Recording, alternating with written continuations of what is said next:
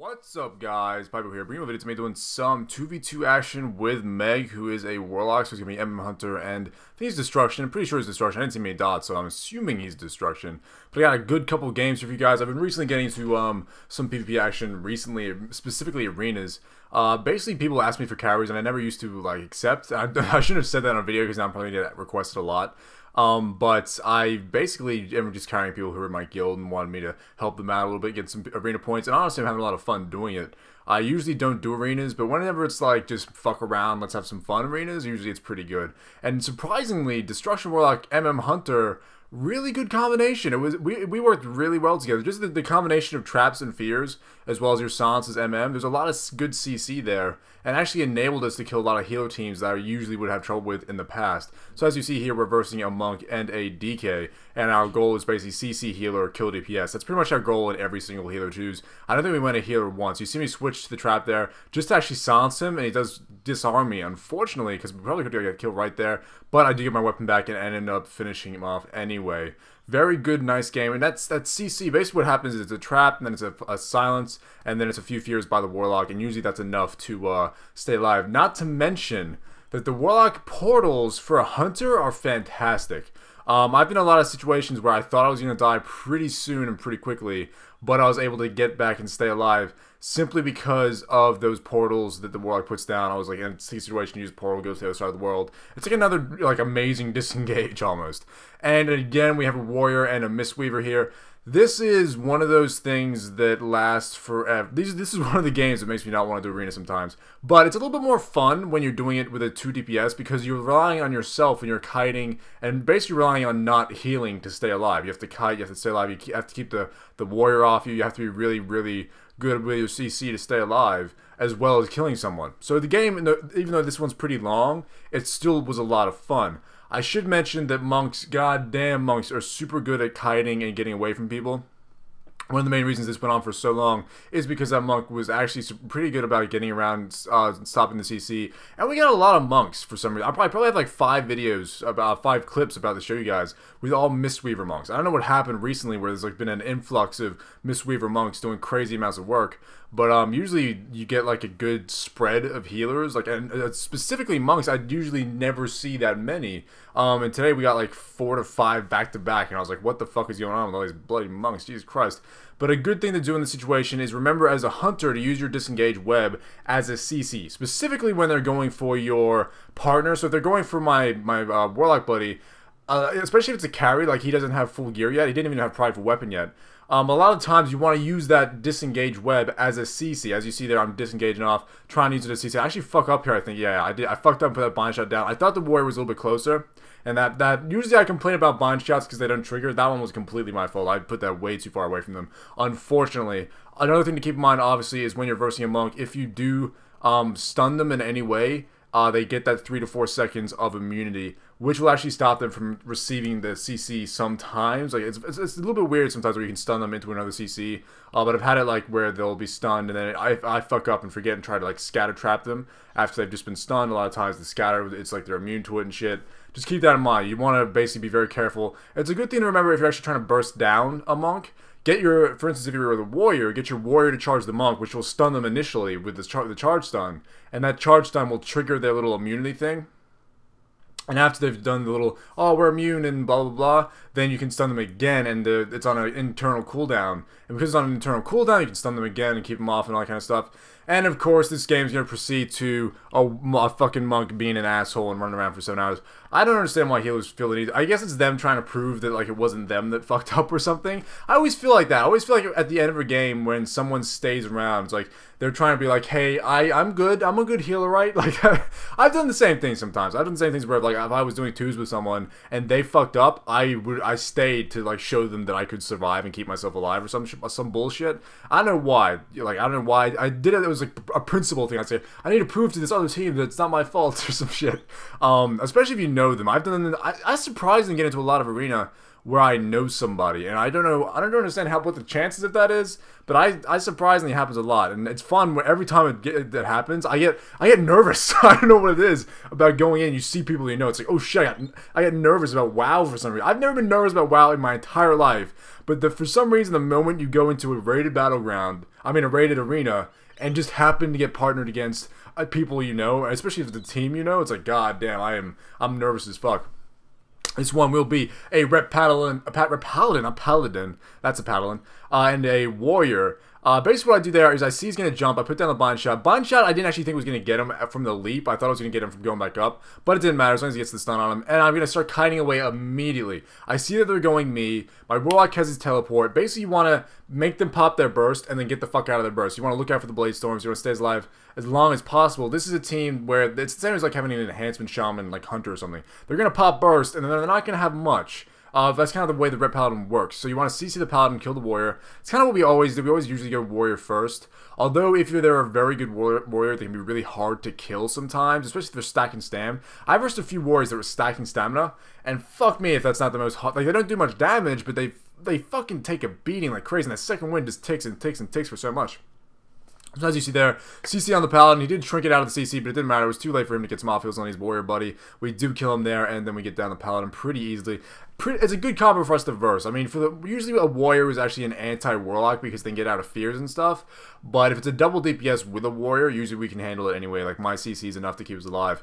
And then we're going to get into is that an Enhanced Shaman? I think it's an Enhanced Shaman and an Emma. I just talked about this combo and they popped up immediately. And I see the Hunter in the back here. I'm going to trap the Hunter. I'm going to immediately go for that Shaman. I want to get the Shaman. And as a Hunter, guys, keep in mind, when the Shaman pops his burst, you can silence it and it'll stop him. And then you can disarm it and you can stop it. Also, remember, you can deterrence it, and it will stop it. You have a lot of things to work with to stop a Shaman from bursting. Also, keep in mind, do not get tunnel vision. I actually get a little bit of tunnel vision here, because I think I can kill him. I luckily get a deterrence off right there, but a lot of times, Shamans will be on 20% health when they fucking kill you. Like, you gotta remember that Shaman's burst is crazy, and they have good survivability. Also, a thing to keep in mind is keep up with your CC. You see there, I'm getting bursted, I'm getting attacked, but I still take the time to CC the Hunter because it's just as important as killing the Shaman in a double DPS combo. There's a lot of things like the practice it'll just come to you a lot of the times, and you see there because I'm on low health, I back away. I was gonna let the Warlock handle him down to about 50% health and then go in and help. But he left the arena being a gracious guy there and leaving, so we don't have to sit around and wait. You know how it is.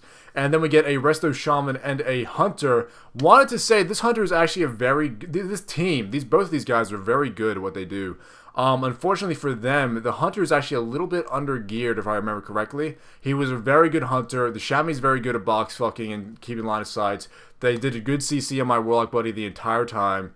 And honestly, I believe that if these guys were fully geared, they probably would have killed... I mean, my Warlock's... It's a carry, so my Warlock's not fully geared. But I still think if these guys were fully geared, they probably would have beaten us.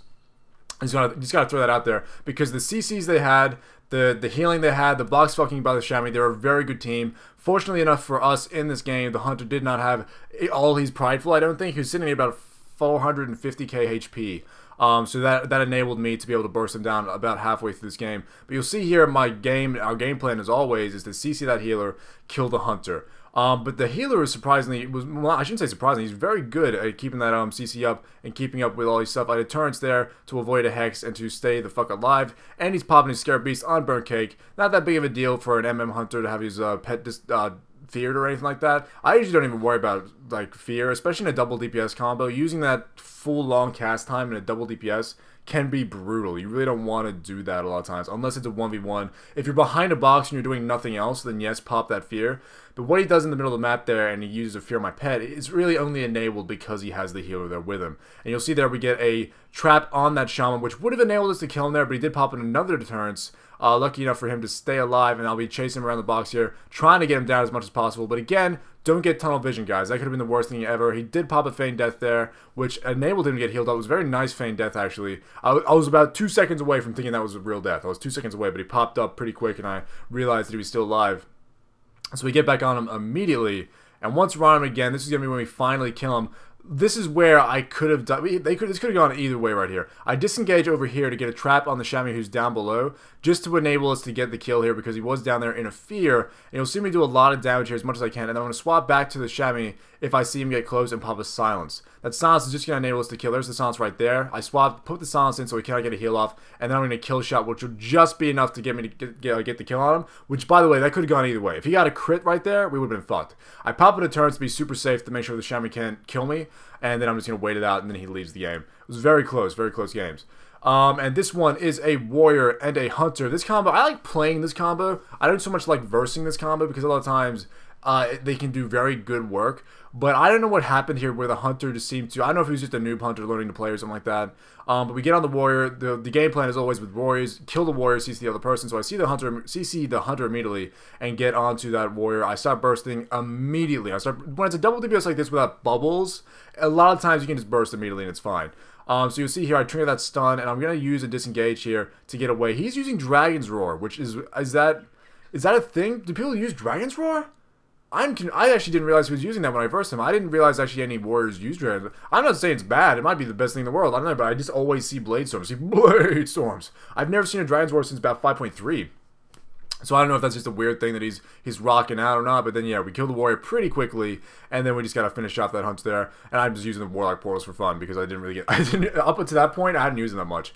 And this one will be a mage and a shadow priest. Now, these are casters. What do you want to do with casters? You want to stay behind a fucking pole, line of sight as much as possible if you need to. I was pretty confident here because my Warlock buddy can pretty much drop a clothy pretty quick as a Warlock. So naturally, I get onto the shadow priest when I see him, and then I'm going to actually stun him right there. And I'm going to tab to the mage and try and start doing some damage. I see that they're bursting, like the mage immediately pops his stuff. So I just deterrence. I realize I'm in a bad position. I'm in the middle of two poles. I'm not taking my own advice. I'm not line of sighting because I was too hyped. At this point, we'd won like 5 games in a row, and I started to relax and was like, fuck it, we're just winning all the time, so fuck it. So basically, I stopped giving a shit. Then I get on the mage. I'm going to pop another deterrence here because the Shadow Priest burst is actually really dangerous. A lot of people forget that Shadow Priest, once they have those like dark... I forget what they call it, like they're orbs or something. It's been a while since I played a Shadow Priest. But they're orbs, once they have them, they can pop their Devouring Plague. That Devouring Plague hits like a truck, so just be careful with that, guys. And you'll see there, my Warlock gets CC'd, but I also CC the Warlock. I'll also CC the Shadow Priest, sorry, and that enables us to kill the Mage, and then we're just left with a lowly Shadow Priest by himself. Unfortunately for him, we are going to be able to take him to town and absolutely do some work here. So that should be perfect for us. In this game, we are versing a DK and a Priest. These are the kind of games that I get really worried going into. I always think we're going to lose these because a DK, very good DPS, very good burst, very good, he has good CC, he has good like necrotic strikes, very good class for a DK for 2v2. And then of course the Priest who has mind control, has health swap, has heals, really good heals mind you as well. So I assumed going into this it was going to be a loss, but we end up like somehow pulling this one out. I'm not too sure how we do it. Basically, game plan as always is CC Priest, kill the DK, and the DK does a lot of damage. As you can see there, I am in a world of hurt immediately, and I have those necrotic strikes on me, so it's stopping my pet heals from going through as much as possible. Get a trap on that Mr. Priest right there and start DPSing that DK as much as possible, and this is where I really need a good amount of fears from my Warlock buddy and the Priest to enable us to kill this DK. I put the bind shot down on the DK instead of the Priest just to stay alive pretty much. I really should be, if you can, be putting those bind shots down on the healer to just get that extra stun, that extra 3 seconds of CC, but I'm in a bad situation. I use the portals to get the fuck out of there and basically tell my Warlock, stay the fuck alive because you need to just handle this for a second. I start trying to be as far away as possible. I charge through to get a CC here because I see the DK is low. That could have been a bad decision. Like, that could have been a death right there if he happened to have like a big crit or a big hit or refocus me properly. But fortunately for me, that trap enabled us to get the DK down. And I think actually the DK in that situation got a bit of tunnel vision because he saw that I was low and he didn't pop any defensives and he didn't really jump on the trap for his healer. So that enables us to win there. And it's a very, very good game. Surprised we won it, to be honest. Usually with those kind of combos, it's not going to be a fun time because DK Priest is rough business. Anyway, in this one we have Holy Paladin Hunter, and I'm pretty sure we just burst the fuck out of the Hunter here. We want to drop him as quickly as possible. A lot of times people, when you start 2v2, you want to rush in and do a lot of damage immediately. When you have a stealth Hunter, keep in mind that that stealth's going to run out. He can pop it immediately after it runs out, but you'll see on the map where he is. So as you see there, he's down the bottom. I'm like, okay, he's below us. I see the paladin on the top here, so I'm gonna pop a trap on the paladin, and then I'm gonna get onto the hunter as much as possible. I'm gonna just absolutely burst him. Gonna put in a bind shot as well. I want to keep him stunned while we burst, so if he's stunned and he doesn't trinket it, then we're in a good shape. The paladin gets feared, and then I silence him. The paladin right there is now silenced. Swap back to the hunter, do some damage. The hunter thinks he's about to get heals, but doesn't, so he doesn't deterrence, and then he's dead. That paladin bubble was a little bit too late. The silence was just enough to stop him from doing a lot of heals or anything like that, and we do get him down. And then of course the paladin thinks, oh no, my person died, so now I have to prove that I can heal and stuff. So he stays around, doesn't leave the battleground for. I keep calling it a battleground. Doesn't leave the arena straight away. But of course we still had burst. We still we didn't really use all our burst in that hunter, so we can get down a healer. Not too bad, and he's already used his bubble, so it's not that big of a deal. Not that big of a deal. I don't know why people stick around like this, because a lot of times when I'm doing arena, it's like I want to get done as many as possible, as quickly as possible. I want to get the fuck out of there. I'm like, Jesus, dude, let's just smash out some games. I don't want to stick around and do nothing. In this game is a BM hunter and a rogue. I'm not too sure what spec that is. It's a bit small for me. I think he's sub. I think he's sub or combat or some shit. Sub or combat. Why did I just say all three specs? Maybe he's one of those. Jesus Christ, I'm retarded. Anyway, the game plan here is to go the hunter, CC the rogue, and basically, again, with these double DPS combos, it's actually who stays alive longer compared to who does more DPS. A lot of times it's not dependent on the crazy burst you put out. It's dependent on, okay, we stayed alive past your burst, now we win kind of thing. They pop all their bursts and go crazy at the beginning. We survive it, so now we're in a really good spot. We're in a really good spot. The hunter doesn't have much left. He's BM. He's already popped this shit. He's popped his stampede. The crows are gone, and we're still alive. We still have our shit, which means we're in a better position than they are, which enables us to kill the hunter here, put some CCs on the rogue, and just we're in a really good position. The rogue is actually gets a re-stealth and then doesn't come back out. He's like, well, I'm just fucking done. I assumed that he was going to try because the Warlock's on half health, so that's why I'm standing on top of my Warlock there, just to be super safe, but he does end up just leaving the arena there because he's like, yeah, this is not a thing that's going to happen. And last game of the video, guys, is a warrior and an MM hunter getting another couple guys like this, and they charge us in here, so I'm going to put a bind shot down immediately to help my Warlock buddy stay the fuck alive. We're going to trinket the fear, and I'm actually a Dragon's Roar again. Is this the same team, or is it just... I don't know what's going on with these Dragon Wars. I thought for some reason Bladestone was the way to go. Maybe not. Maybe Dragon's War is the way to do it. But they are around a pole, which is actually better for us, because as you see there, the Warlock can use his portal to get away. I pop a deterrence here while the Warlock is away, just to stay alive, and to then pop a CC on that hunter. Then I use a disengage to web the warrior, which is effectively a really great CC against warriors, because I can't really get out of it that much. And he's going to charge me, but he's going to realize as well that he really shouldn't charge me there. He should have went behind the pole and line of sight and wait for his second win to do some work, which he does now, but he's already pretty low. Like, he's in a bad spot right now. So I'm kind of like baiting him. I'm trying to get around a pole, get a 107k crit on his face, and that's going to enable us to win the game right there. Then it's just us versus a hunter. Again, guys, when you're low like this and your partner's like still full health, I'm going to go behind a pole, let my buddy do some work. He's going to get CC'd. Don't freak out in this situation, guys. Just chill out, CC the hunter, wait for your partner to get around to you, and do some work. As you see there, I put down a bind shot. I'll start roaming around. I pop a disarm. I'm absolutely fine as long as you use your CC and wait for your partner to get there. Anyway, thanks for watching, guys. Hope you enjoy the arena. Have a good day. Have a good life here. Hopefully, I'll bring you some more soon, and I will see you in the next video. See you later, guys. Oh, no. Pypo, don't do it. Come to your senses, Pypo, now. Ah! Blast 'em.